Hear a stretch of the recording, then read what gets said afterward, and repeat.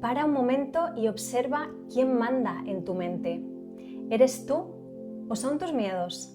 ¿Eres tú o son valores y creencias que no te representan? Tu ego evita por todos los medios que lo observes y tomes conciencia de lo que ocurre en tu mente. Pero es precisamente en la observación interna cuando puedes empezar a romper con patrones que no te permiten evolucionar. Hoy vas a entender los mecanismos de evitación que emplea tu ego para evitar el contacto con emociones, situaciones y conflictos no resueltos en tu interior. Patrones inconscientes que te están alejando de tu evolución en consciencia. En este video vas a recibir prácticas y ejemplos para que seas tú quien empieza a mandar en tu mente y en tu vida. Buen presente, querido buscador de la verdad. Bienvenido a mi canal. Mi nombre es Iris y soy la alquimista Gestalt. Bienvenida de vuelta al canal. Estoy súper agradecida de que estés acompañándome en este camino de consciencia una semana más. Y como siempre, antes de empezar a hablar del tema principal, vamos un poco a la etimología de uno de los conceptos clave de este video, que es el ego. El término ego procede del latín y significa yo. En el lenguaje coloquial se usa mucho el término de ego para designar a una persona que tiene un exceso de autoestima. Sin embargo, no es ese el sentido con el que vamos a usar el concepto. Vamos a adentrarnos en el significado de ese yo. El ego es el personaje que cada uno de nosotros se ha construido en base a unas creencias, percepciones, mandatos sociales y familiares, en base a unas experiencias de vida únicas.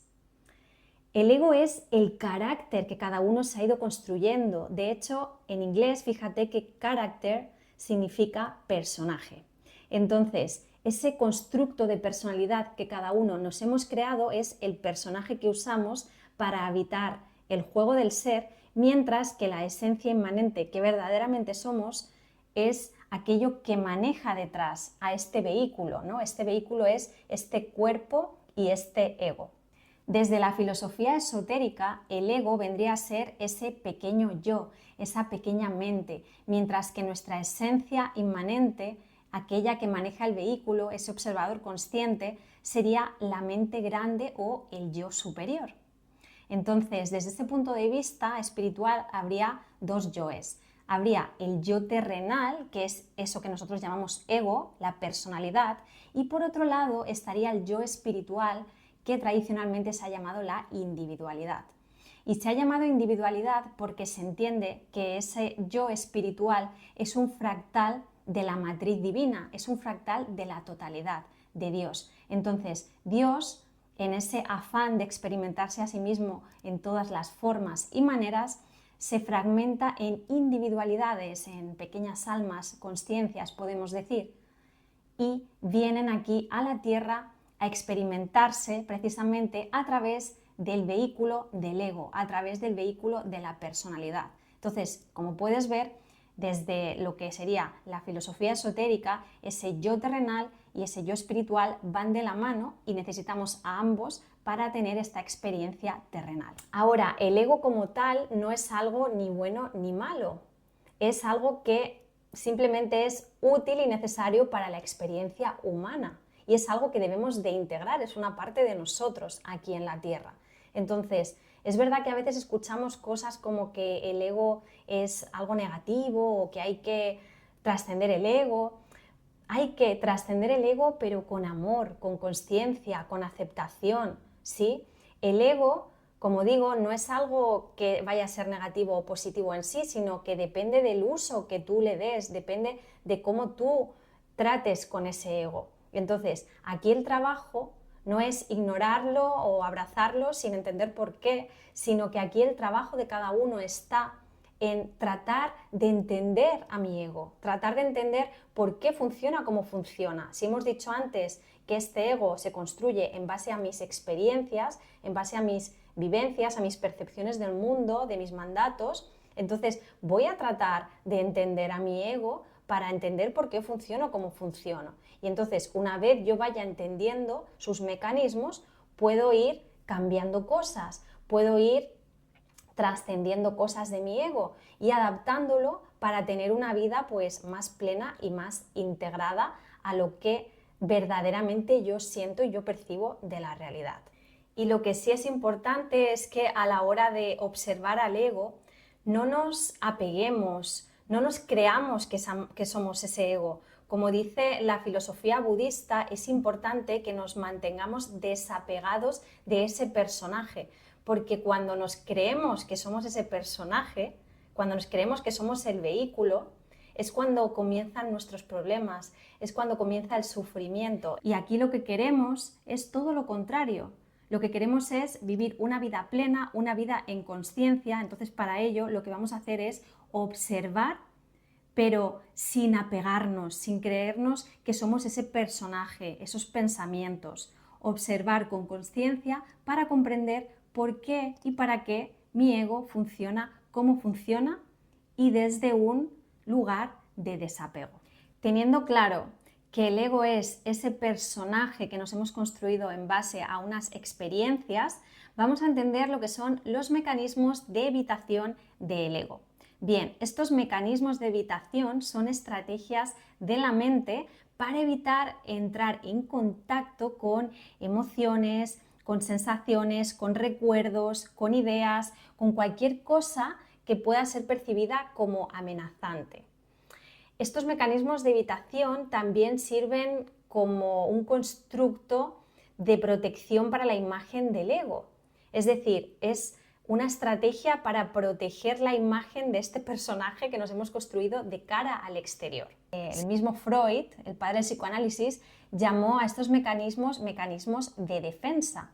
Y desde la Gestalt también se habla de los mecanismos de evitación como sistemas ilusorios, porque al final no dejan de ser construcciones que el ego se crea, ¿no?, para evitar entrar en contacto con lo verdadero, con lo real. Si nos vamos a la terapia Gestalt, antes de contarte, te recomiendo que veas el vídeo en el que hablo de qué es la psicoterapia Gestalt, te lo dejo por aquí arriba.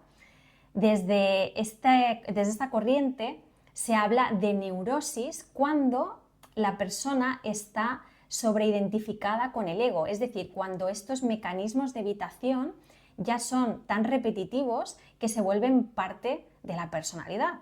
Y cabe destacar que la Gestalt no emplea el término neurosis desde un punto de vista clínico o patológico, sino como un desequilibrio en el ser. Es decir, cuando estamos muy polarizados hacia el lado del ego, es decir, cuando estamos muy sobreidentificados con el ego, ahí es cuando hay una neurosis. Y entonces lo que pretendemos con la Gestalt o con cualquier terapia es volver al equilibrio, ¿no? Volver a ese punto en el que soy capaz de observar a mi ego, pero sin sobreidentificarme. Cuando ya esto se vuelve, vamos a decir, repetitivo, ya se vuelve parte de la persona, ahí es cuando estamos hablando del neurótico. Y no te preocupes porque todos de algún modo entramos en neurosis en ciertos momentos de nuestra vida. Y eso es porque hemos crecido al final con unos constructos y unas percepciones pues que nos acaban afectando, ¿no? Ahora vamos a ver cuáles son esos mecanismos de evitación más recurrentes que usamos a lo largo de nuestra vida, que el ego usa, mejor dicho, a lo largo de nuestra experiencia. Entonces, si te das cuenta, la neurosis representa una falta de conciencia, una falta de darme cuenta, porque estoy ahí apegado a mi personaje, no salgo de ahí y no soy capaz de ver más allá. Y esto es lo que trata de hacer el ego en todo momento, trata de mantenernos en la inconsciencia, porque quiere evitar a toda costa entrar en contacto con aquello que nos produce dolor, con aquello que genera conflicto en nuestro interior. Pero es precisamente ahí donde está el miedo, donde está nuestra evolución y nuestra transformación. Entonces, todos tenemos integrados mecanismos de evitación desde el momento en el que nacemos en una sociedad, en una familia, con una serie de creencias y de mandatos. Es algo natural. Desde niños los estamos absorbiendo continuamente, ¿no? Un montón, un bombardeo de información que al final es lo que construye estos mecanismos de evitación. Entonces, es algo natural que todos tenemos y no tenemos que entrar en paranoia de me pasa algo por tener estos mecanismos de evitación. No, para nada. Todos tenemos en mayor o menor medida y aquí el trabajo está precisamente en observarlos y en poder, pues, trascenderlos, ¿no? Cuando somos niños, como digo, construimos estos mecanismos de evitación de algún modo para evitar sufrir, ¿no? Al final estos mecanismos de evitación han tenido su utilidad en el pasado, si no, no se hubieran construido. Y estos mecanismos lo que nos han permitido ha sido sobrevivir en diferentes contextos. Hasta ahí bien, necesarios. El problema es cuando crecemos y como adultos no nos hacemos responsables de esos mecanismos de evitación. Es decir, cuando somos adultos, ya no somos niños, ya tenemos una conciencia mayor de la mente, de lo que ocurre ahí, entonces tenemos la capacidad y, más importante, la responsabilidad de, bueno, reprogramar un poquito,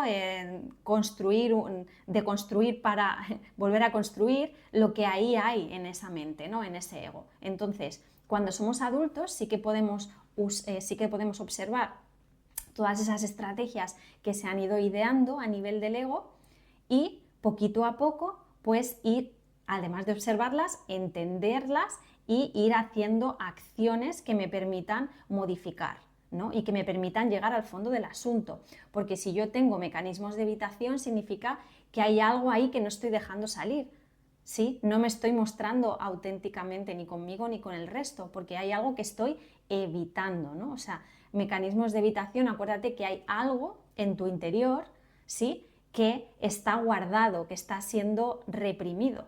Entonces, nuestro trabajo como adultos es precisamente indagar para ver qué es lo que hay ahí, qué situaciones inacabadas, qué emociones no vividas, qué impulsos no expresados hay dentro de mí. Cuando no tomamos esa responsabilidad, somos susceptibles de volvernos manipulados y manipulables. O sea, nosotros tanto manipulamos al entorno, más o menos consciente o inconscientemente, tanto nosotros somos manipulados por el exterior, ¿no? Al final, esto se vuelve, cuando hay un nivel de sobreidentificación con el ego y con sus mecanismos, no hay una conciencia de sus mecanismos, pues esto se vuelve pues una lucha de egos, ¿no? Precisamente.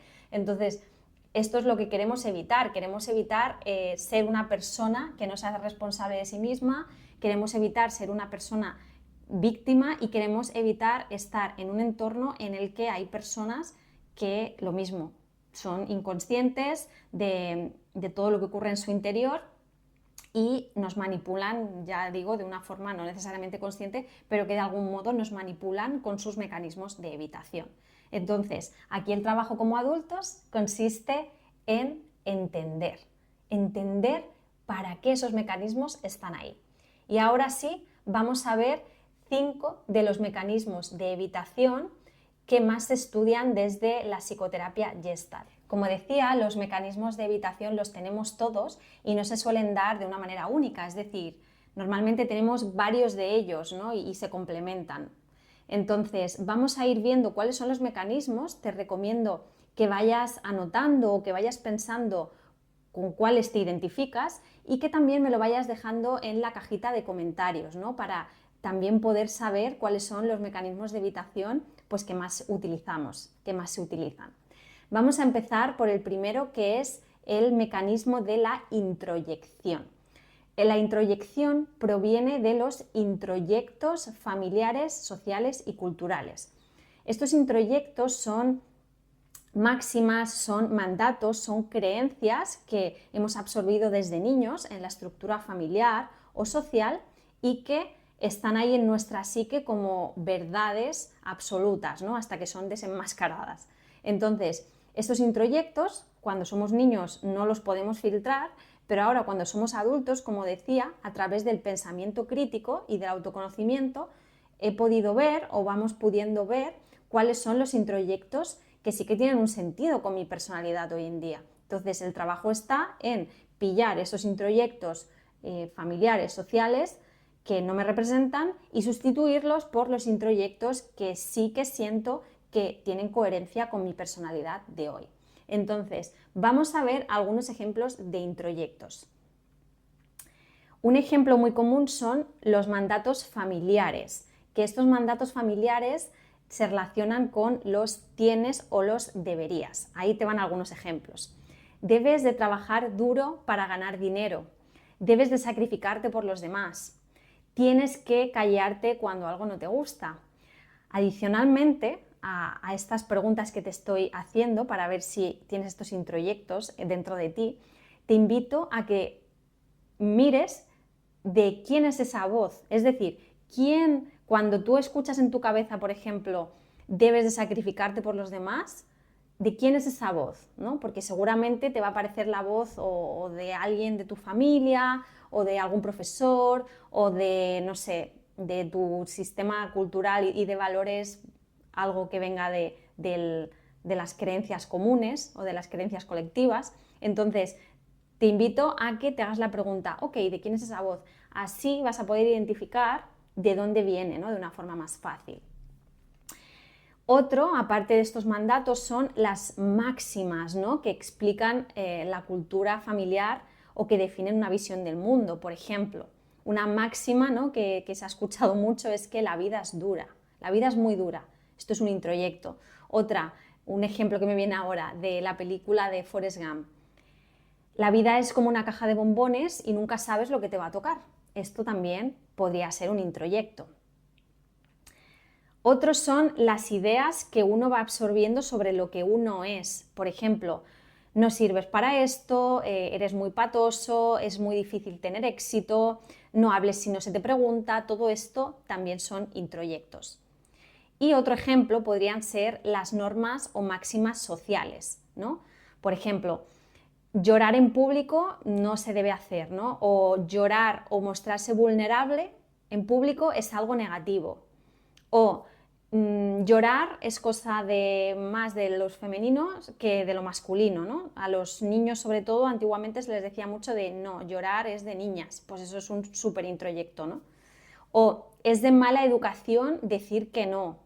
O hay que mostrarse feliz, hay que mostrarse con la mejor cara, ¿no? Eso son introyectos. Entonces, los introyectos, aparte de ser como frases hechas, también se crean a partir de comportamientos aprendidos. Pongo un ejemplo. Si yo, por ejemplo, he crecido en una familia en la que todos sus miembros tenían un trabajo que no les satisfacía, un trabajo que no les gustaba, yo en mi mente el introyecto que se crea es que, vale, para ganar dinero, para traer dinero a casa, tengo que trabajar de cosas que no me gustan y eso es un introyecto, ¿vale? Eso es otro ejemplo de introyecto, así que no son solo frases, sino también comportamientos o hábitos aprendidos en mi sistema familiar o social. Si la introyección consiste en absorber, la proyección se trata de tirar balones fuera, de proyectar a lo externo aquello de lo que no me estoy haciendo responsable. Es decir, proyecto en individuos o en el sistema aquellas emociones, aquellas intenciones o acciones de las que yo mismo no me estoy haciendo cargo en mi interior. Esto es un modo de victimismo, ¿no? Y vamos a ver algunos ejemplos. Por ejemplo, proyectar mis emociones en el otro. Me siento enfadado y todo lo que ocurre en mi exterior parece que va contra mí, ¿no? La gente me contesta mal, todo sale de una manera contraria a la que yo quiero, la gente es hostil, etc. Y aquí no nos estamos dando cuenta que muy posiblemente estemos proyectando, ¿no? Estemos proyectando nuestro enfado al exterior, pero no nos estamos haciendo responsables de que, oye, sí, hoy yo estoy enfadado, no me estoy haciendo responsable y en vez de eso, oye, todo fuera es hostil, es agresivo. Esto tiene mucho que ver, de hecho, con la ley de resonancia, en ciencia espiritual lo veremos, que es una ley que nos dice que por resonancia energética, por frecuencia, por vibración, al final tendemos a encontrarnos con frecuencias que vibran a la misma sintonía que nosotros, ¿vale? Entonces, desde esta ley, si yo estoy en una frecuencia de odio, de rabia, de enfado, pues es más fácil o soy más susceptible de toparme con situaciones o de atraer situaciones que estén vibrando en esa misma frecuencia. Pero eso, bueno, es otro punto de vista de ver la proyección y lo vamos a ver con detenimiento cuando hablemos de las leyes universales.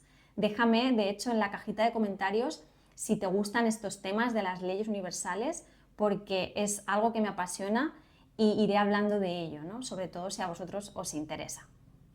Este sería un ejemplo de proyección, proyectar afuera mis emociones. Otro ejemplo es cuando proyectamos fuera ambiciones que no han sido satisfechas. Esto se ve mucho de padres a hijos, por ejemplo, ¿no? O entre las parejas. Entonces, cuando un padre quiere que su hijo sea abogado o doctor, cuando él lo querría haber sido y no lo ha sido, pues eso es una proyección, ¿no? Más cosas que se pueden proyectar, las propias dudas internas. Un ejemplo de proyección es, en vez de yo ser clara con una persona acerca de mis dudas, imagínate, tengo una relación sentimental y tengo dudas con respecto a esa pareja, en vez de yo decir, oye, tengo dudas, pues proyecto sobre ti todas esas preguntas que yo me hago, proyecto sobre ti y te digo, oye, ¿será que no me quieres? Oye, ¿tú de verdad quieres estar conmigo? ¿De verdad te gusta estar en esta relación? Eso es una manera de proyectar mi inseguridad o mis dudas en el otro, en vez de ser claro. Otro ejemplo de proyección son las críticas a lo externo. Y aquí es importante que señalemos que introyección y proyección son polaridades opuestas, son las dos caras de una misma moneda. Es decir, que si yo en la parte de los introyectos trato, por ejemplo, de guardar mi enojo, de no mostrar mi enojo, porque se me ha dicho que no es bueno, yo voy a proyectar fuera de una forma inconsciente ese enojo, porque no está saliendo, no está siendo reprimido. Entonces, las proyecciones en las que yo tiendo a criticar lo externo hablan posiblemente de esos introyectos que no están siendo atendidos. Y entonces, para intentar equilibrarse entre estas polaridades, lo que la psique hace es proyectarlo afuera. Siguiendo con este ejemplo, si yo siempre he sido dirigida hacia tener un comportamiento en el que guarde mi enojo, en el que no muestre mi enfado, entonces voy a tender a atraer cosas que fuera me muestren esa hostilidad, porque como yo no la estoy mostrando nunca, al final por algún lado tiene que salir, ¿no? Y la realidad entonces me hace de espejo en ese sentido. Ese sería uno de los ejemplos. Otro ejemplo podría ser cuando una persona tiene una falta de autoestima, pues crítica hacia lo exterior, ¿no? No soy capaz de aceptarme realmente como soy o no soy capaz de amarme, y como no soy capaz de hacerlo y además tampoco lo acepto, que no me amo, pues critico a lo externo, ¿no? Este sería otro ejemplo de proyección. Otro ejemplo que también se ve mucho es culpar a lo externo de lo que a mí me sucede, ¿no? Culpar al sistema, culpar a los políticos, ¿no? Me sienta algo mal de lo que como y la culpa es de la comida, no. La culpa es tuya, o la responsabilidad, mejor dicho, de que la comida te haya sentado mal es tu responsabilidad porque tú has elegido ingerirla. Y más aún si has elegido ingerirla sabiendo que eso te hace mal. No es la comida, no es el político de turno. Eres tú el que elige pues comerse ese alimento, o el que elige, por ejemplo, suscribirse a ciertas creencias o comprar ciertas ideas o vivir bajo los estándares de una persona cuyos valores no representan los tuyos, ¿vale? Entonces, ese es otro ejemplo de proyección muy común, el culpar a lo externo de mis propias decisiones y de mis propias responsabilidades. Antes de continuar con el siguiente mecanismo, me gustaría aclarar algo que puede que haya quedado un poco confuso. Cuando me refería a la crítica como un ejemplo de mecanismo de proyección, he puesto el ejemplo de una persona que no muestra su enojo, su enfado. Bien, me refería a que cuando una persona ha tenido introyectos desde la infancia en los que se le ha dicho que mostrar el enfado es algo negativo, es muy probable que esa persona critique afuera las personas que se enfadan, la hostilidad, el odio, etc. Desde este punto de vista, la persona está reprimiendo el mostrar ese enfado continuamente, y cuando se produce de una manera repetitiva es probable que fuera, cuando se le muestran personas o situaciones en las que hay enfado, esa persona lo rechace, lo critique. ¿Por qué? Porque precisamente tiene el introyecto de que es algo negativo. Entonces la persona va a tender a criticar eso que está reprimiendo de una manera inconsciente en su interior. Vamos ahora con el tercer mecanismo de evitación, que sería la deflexión, y este deriva del anterior, de la proyección. Este mecanismo lo que hace es evitar que tengamos un contacto real con lo externo. Lo que hace es enfriar ese contacto más genuino, más verdadero. ¿Para qué? Para evitar precisamente entrar en contacto con emociones o con situaciones que se sienten pues amenazantes. Un ejemplo es cuando alguien usa muchos circunloquios, que es cuando nos andamos con rodeos, ¿no? Cuando en vez de decir las cosas de manera clara, pues sí, adornamos, ¿no?, lo que queremos decir. Por ejemplo, en vez de decir que estoy mintiéndote, puedo decir, no, estoy economizando con la verdad, ¿no? Esto sería un ejemplo de deflexión. Otro ejemplo de deflexión es cuando usamos la risa para evitar ciertas situaciones. Por ejemplo, alguien me dice que le ha molestado algo de mí o de mi reacción o de mi forma de comportarme, y yo, en vez de responsabilizarme de la situación, como quiero evitar entrar en conflicto, lo que hago es reírme y decir, nah, pero si lo he hecho de broma, ¿no? Si no tiene importancia, ¿no? Y reírme. Esto es un mecanismo de evitación del ego para precisamente no entrar en conflicto, un mecanismo de deflexión. Otro ejemplo sería cuando nos vamos por las ramas, cuando hay una verborrea en la que realmente no estoy diciendo nada. Por ejemplo, yo le pregunto a alguien que cómo se siente, que cuáles son sus sentimientos, sus sensaciones respecto a algo, y me dice de todo menos realmente cómo se siente, ¿no? Me empieza a contar lo que, no sé, lo que le ha pasado a su madre, lo que le ha pasado a su hijo, el otro tal, el otro cual, pero no te dice realmente cómo se siente, ¿no? Hay una verborrea, está evitando el contacto, ¿no? Eso sería otro ejemplo de deflexión. Vamos ahora con el cuarto mecanismo de evitación del ego, que sería la retroflexión. Verás, si la introyección era absorber y tragar lo de fuera, la retroflexión es cuando me trago aquello mío interno que quiere, que necesita ser expresado a lo externo. Es decir, la retroflexión ocurre cuando marcamos límites excesivos entre el yo y lo exterior, de manera que me acabo haciendo a mí mismo aquello que quiero hacer en el exterior, ¿no? Aquello que quiero escupir de manera simbólica, me lo acabo tragando.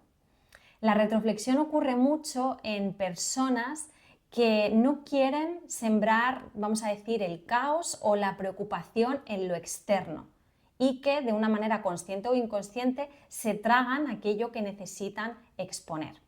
Ahí te van algunos ejemplos de retroflexión. El más común es no exponer los propios sentimientos, no exponer cómo me siento, qué necesito.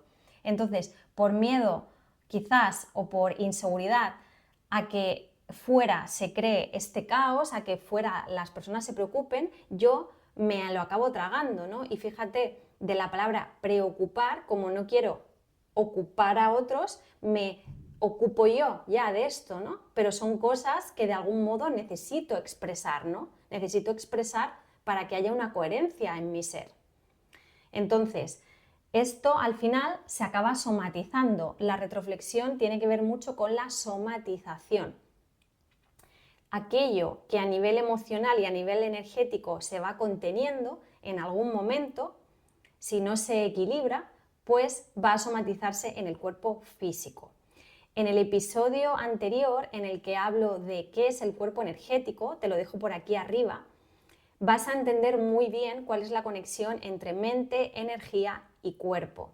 Entonces, cuando nosotros no dejamos que salga de nuestro interior, por ejemplo, una emoción de forma repetida, sostenida en el tiempo, al final nuestro cuerpo, para tratar de equilibrarse, nuestro ser en su conjunto, para tratar de armonizarse, va a tener que somatizarlo de alguna manera. Y aquí es cuando salen las cosas físicas. todo lo que sea somatización a nivel físico es al final una llamada de desesperación de tu ser, de que aquí pasa algo, aquí hay algo que necesita ser expuesto, que necesita ser liberado. Entonces, en la retroflexión, un ejemplo, si yo me abstengo continuamente de mostrar mi tristeza para no preocupar a mi familia, por ejemplo, eso lo acabaré somatizando posiblemente en problemas pulmonares, en problemas respiratorios.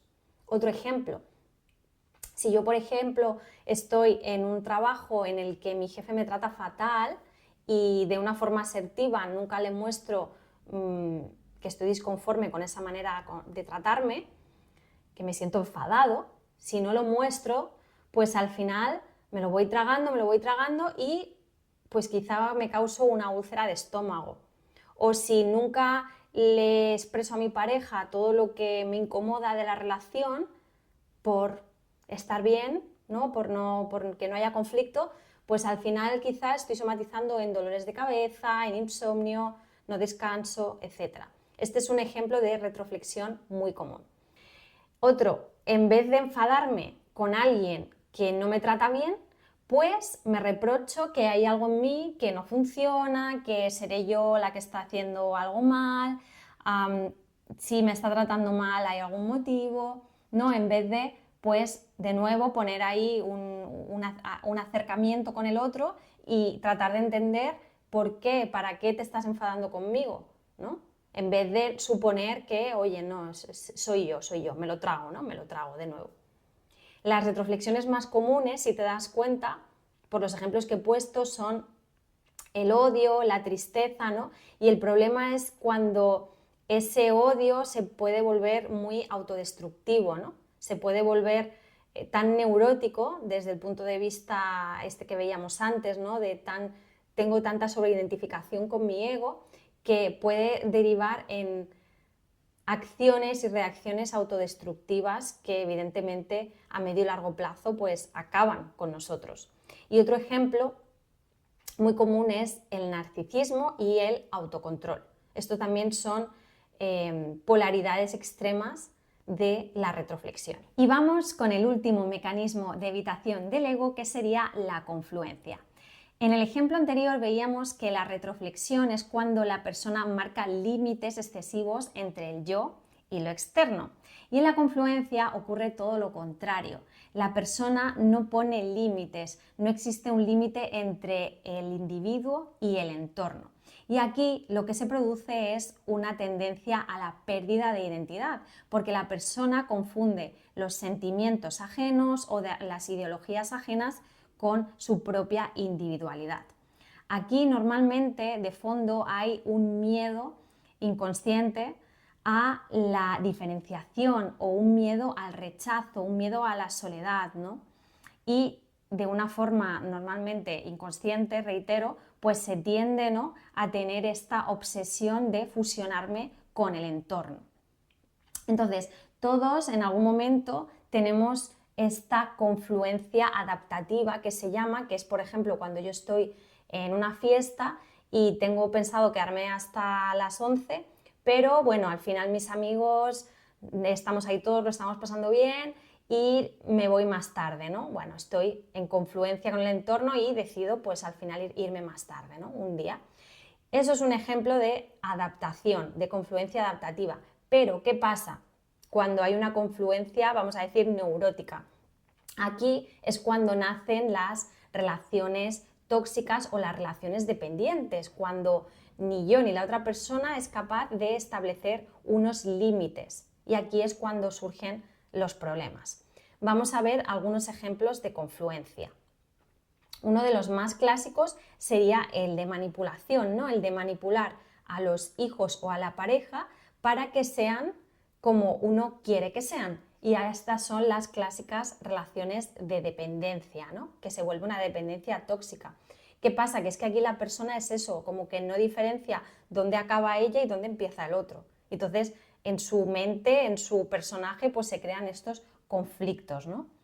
Otro ejemplo muy clásico es del de la confluencia, son los fanatismos ideológicos, que es cuando yo me sobreidentifico con una ideología, puede ser un partido político, puede ser un equipo de fútbol, cuando yo me creo realmente que yo soy esos valores, que yo soy ese equipo de fútbol, que yo soy ese partido político, pues hay una confluencia. De hecho, este tipo de confluencias son peligrosas, diría yo, actúan como péndulos de energía que literalmente te secuestran tu atención y tu energía hacia unas creencias y unas percepciones que tú te acabas creyendo que eres, ¿no? Y acaban, ¿no? Pues transformando totalmente tu manera de entender la realidad.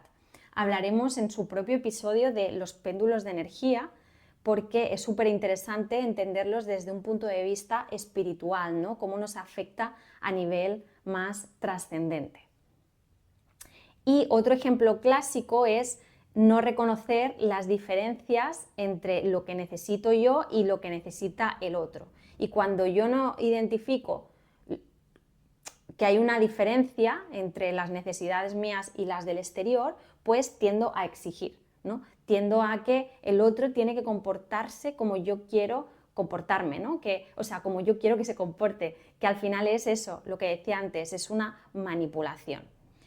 Estos serían, a grandes rasgos, los ejemplos de mecanismos de evitación que usa nuestro ego. Hemos nombrado 5 mecanismos de evitación, pero hay varios, hay muchos más de los que hoy no he hablado. Entonces, si te interesa, si te ha gustado esta parte de los mecanismos y quieres conocer más, pues déjame en la cajita de comentarios si te gustaría que siguiera hablando de ello y haré una segunda parte con otros mecanismos de evitación.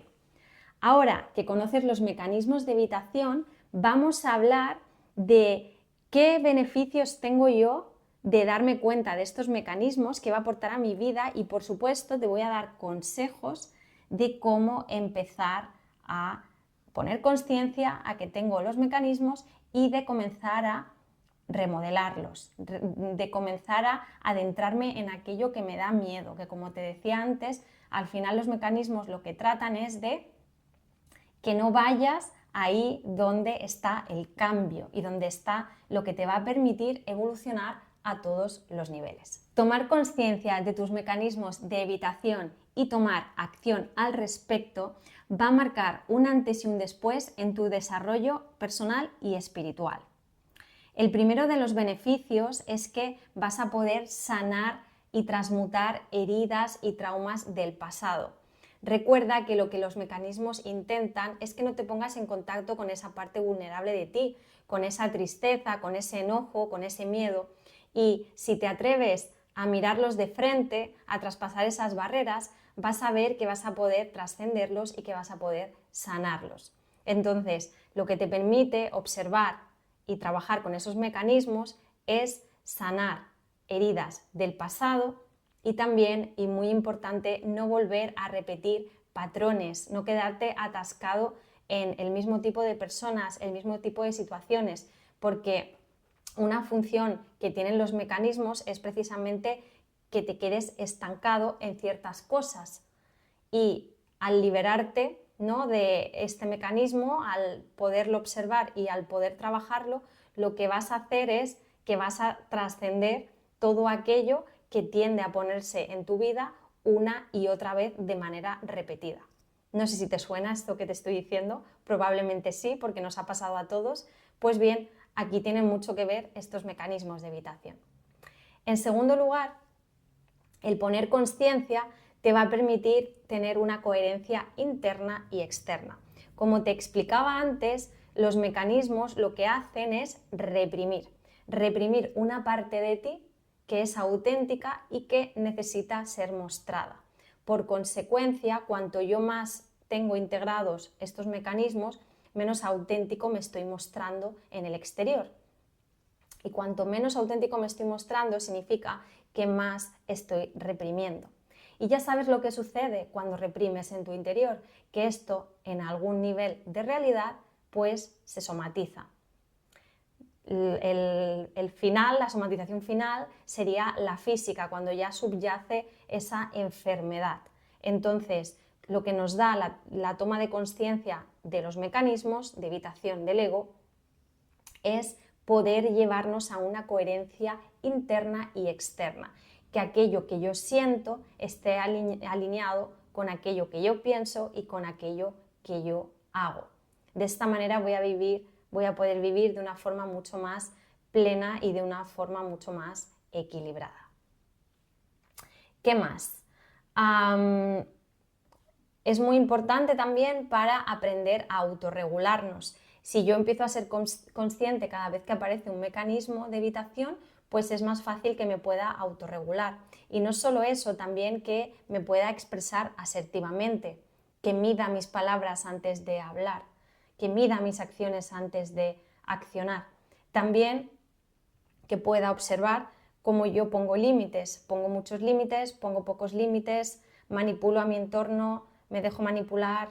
Todo esto, ¿no?, nos va a ir dando un bagaje de observación y lo más importante, te va a permitir que te cuentes verdad, porque cuando somos capaces de mirar de cara a todo lo que se ha ido escondiendo en el interior, al fin y al cabo lo que estamos haciendo es contactar con nuestras verdades internas, con aquellas que se han reprimido, que han tenido miedo a salir al exterior.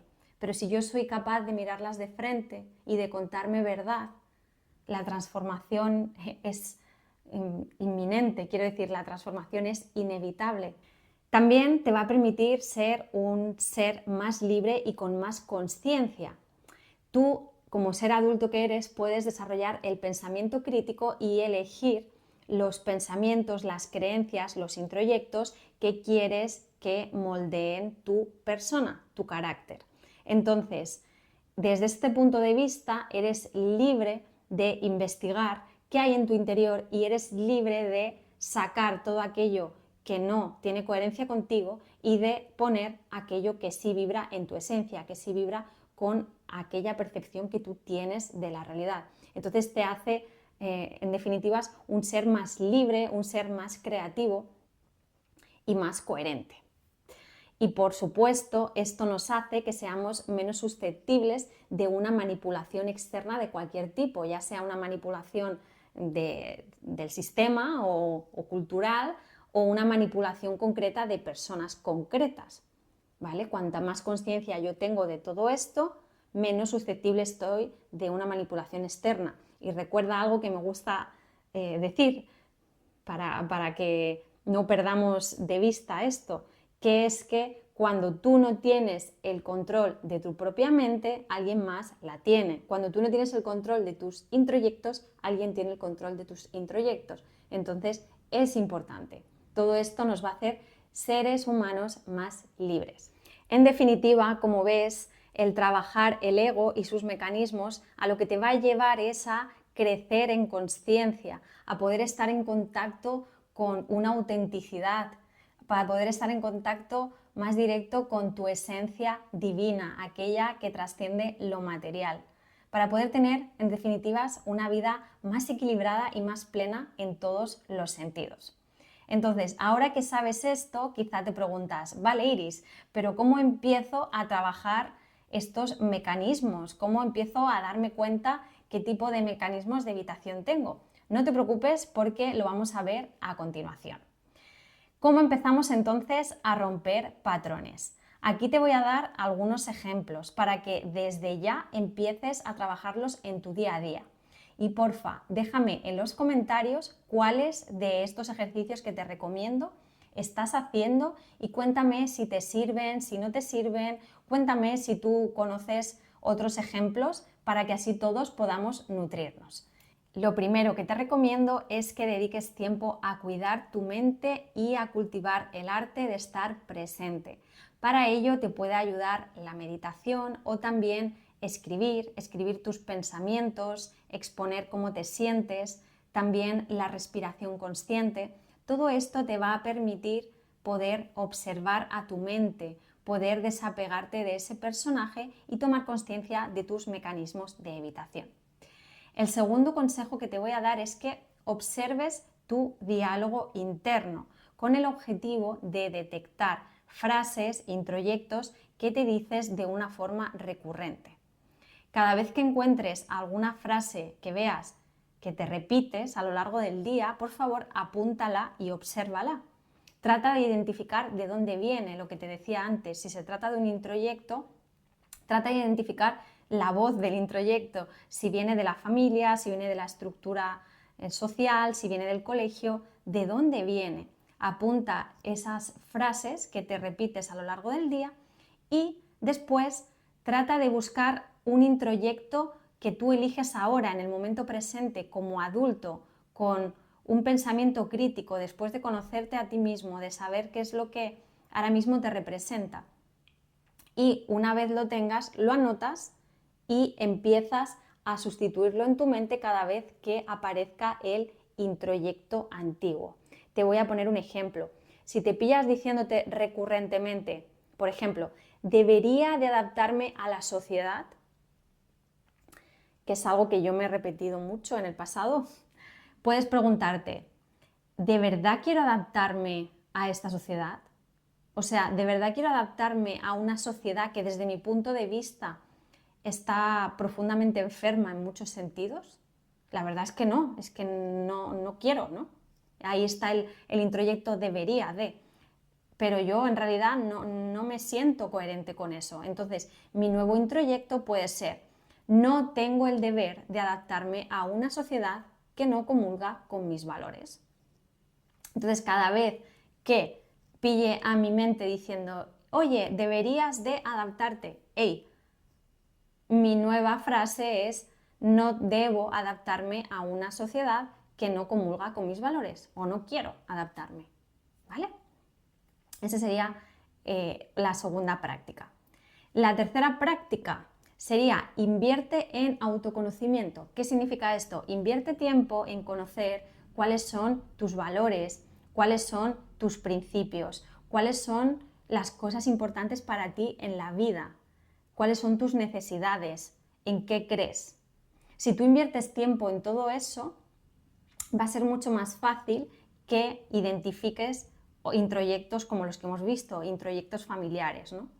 Entonces, esto te va a ayudar a definir tus nuevas creencias y te va a ayudar también a cambiar tu diálogo interno. Te pongo un ejemplo. Puedes preguntarte, vale, yo he visto que para mí el valor de la honestidad es súper importante. Entonces, ¿por qué luego a la hora de relacionarme no soy capaz de hablar con honestidad y no soy capaz de poner límites? Ahí puedes hacerte preguntas y a lo mejor ves que tú evitas continuamente el conflicto porque te da miedo el conflicto, porque hay un miedo ahí. Entonces el ego entra con su mecanismo de evitación y para evitar el conflicto no es honesto. Este sería un ejemplo. Entonces, a raíz de conocerte a ti mismo, si tú inviertes en autoconocimiento, vas a poder ver las incoherencias que luego se expresan en tu mundo externo. En cuarto lugar, te aconsejo que si hay algún área de tu vida en la que te sientas atascado, pongas especial atención, porque seguramente ahí hay mecanismos de evitación. Te pongo un ejemplo concreto. Si hay dificultades en el aspecto económico, puedes preguntarte, ¿suelo repetirme de forma automática introyectos del tipo ganar dinero cuesta mucho sacrificio o debo de trabajar aunque sea haciendo lo que no me gusta por dinero? ¿Poseo miedo o rechazo inconsciente hacia el dinero? Si tus respuestas a estas preguntas son sí o alguna de estas son sí, pues ya has identificado que tu ego está evitando ponerse en contacto con este tema por algún motivo. Por algún motivo le da miedo, le da rechazo y no está teniendo una relación saludable con ese tema. Lo está evitando, se está reprimiendo. Entonces ahí ya tienes un hilo del que tirar.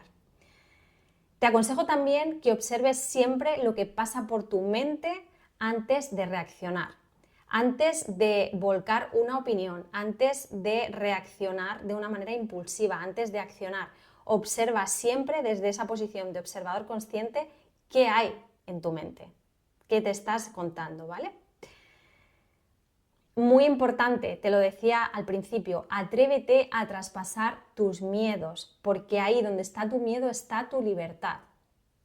Acuérdate, el ego está evitando a toda costa que te pongas en contacto con aquello que en algún momento te dolió. Pero es ahí donde está ese miedo a traspasar ese dolor, esa angustia, donde está la transformación y donde está tu libertad.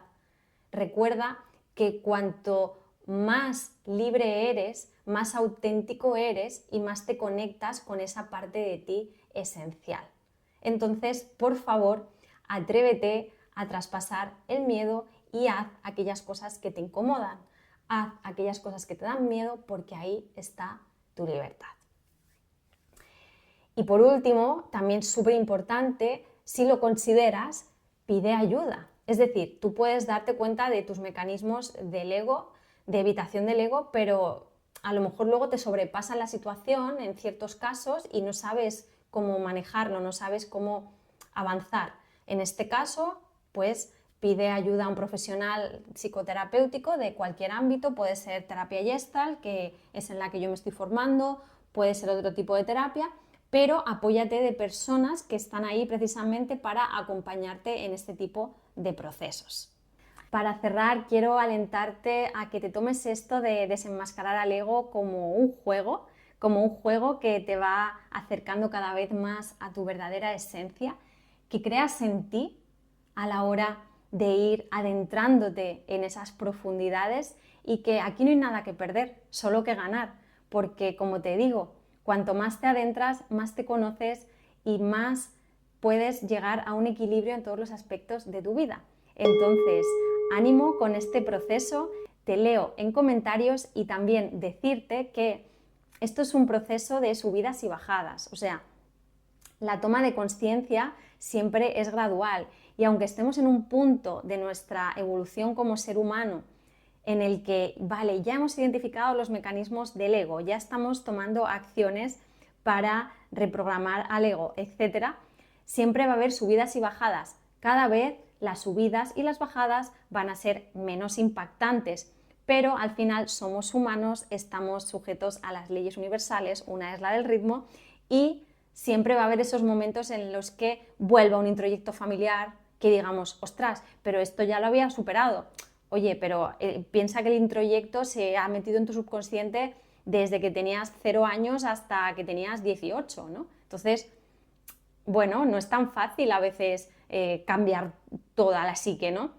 Entonces, con esto te quiero animar a que sigas, a que continúes en este camino, que siempre va a haber días en los que sientas que tienes un control mayor de tu mente y va a haber días en los que sientas que, bueno, que no hay avances, es normal y solo te pido que disfrutes del viaje y que ya simplemente viendo este vídeo y haciéndote estas preguntas estás, vamos, haciendo un montón por tu desarrollo interior y por la evolución de la consciencia, tanto a nivel individual como a nivel colectivo, porque recuerda, el cambio siempre empieza dentro de uno y luego todo lo demás se va transformando al unísono. Al final lo que queremos como seres humanos es, bueno, vivir en un estado de plenitud, de amor. Todo ser humano lo que quiere al final es amar y ser amado. Y cuando hemos construido estos mecanismos de evitación desde que éramos niños, ha sido precisamente para no estar en contacto con aquello que nos conecta con el sufrimiento, para no estar en contacto con aquello que nos aleja del amor. Al final lo que buscamos es eso. Dicho esto, querido buscador de la verdad, gracias de corazón por acompañarme un episodio más. Te recuerdo que me puedes dejar en comentarios preguntas que responderé en los directos y que para cualquier consulta puedes contactarme a mi correo electrónico. Y me despido como siempre con una cita emblemática, en este caso de Aristóteles, que dice: conocerse a sí mismo es el primer paso hacia la sabiduría. Gracias por tu presencia, que la luz de la consciencia ilumine siempre tu camino. Hasta muy pronto.